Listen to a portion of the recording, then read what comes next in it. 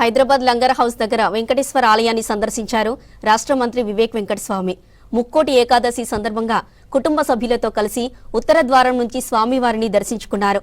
ఆలయ అర్చకులు ప్రత్యేక ఆశీర్వచనాలు, తీర్థ ప్రసాదాలు అందజేశారు. ఆ తర్వాత ఫ్యామిలీతో కలిసి రామాలయంలో ప్రత్యేక పూజలు చేశారు మంత్రి వివేక్ వెంకటస్వామి.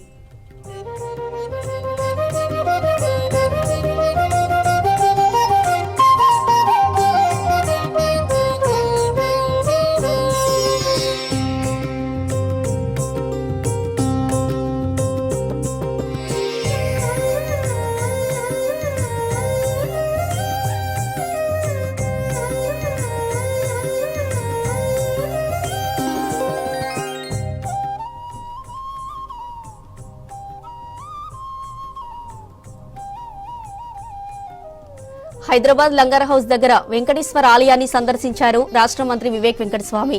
ముక్కోటి ఏకాదశి సందర్భంగా కుటుంబ సభ్యులతో కలిసి ఉత్తర ద్వారం నుంచి స్వామివారిని దర్శించుకున్నారు.